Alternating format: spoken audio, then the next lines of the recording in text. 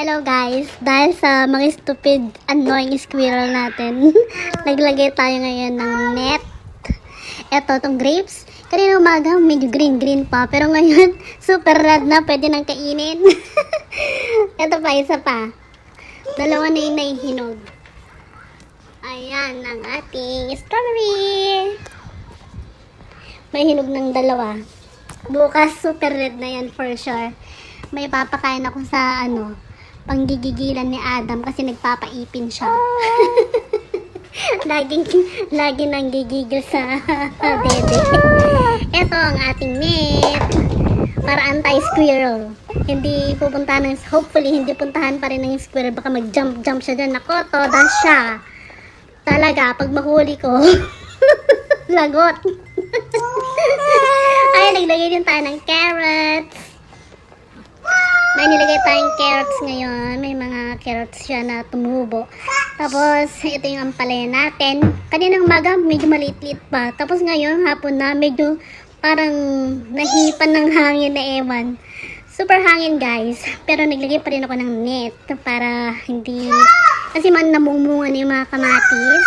Nilagay ko din sa loob yung pechay na nireplant ko kanina. Ayan. Tapos... Ito yung pati itong mga corn. Kaninang umaga parang maliit lang siya. Tapos ngayong hapon na parang lumaki.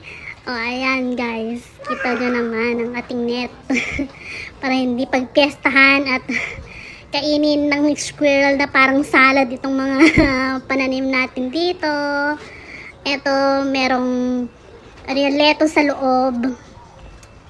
Ilagay ko yung lettuce. Tapos yan, isang nireplant natin na pechay. Nilagay ko kaliwat kanan para tingnan natin kung sino mas mabilis lumaki. Ayan, sa naarawan tsaka sa hindi. Ayun yung, pati yung yung eggplant. Medyo lumaki din siya. Sa maghapon lang, ang bilis lumaki. Ito guys, ang ating pananim. Protected na siya ng net. Sana hindi lundagin pa rin ng annoying squirrel niyan.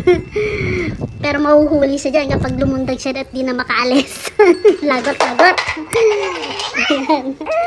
Ayan, laki-laki ng unang strawberry. Na super red na siya. Tapos, yung pangalawa. Ayan. Ito ang ating net. Hopefully, kahit sa sobrang lakas ng hangin, hindi siya matumba. Medyo stable naman yung nilagay kong niya. Foundation. Haligi, kumbaga. Ay! Tapos, eto. Ayan ang ating update sa ating mini garden.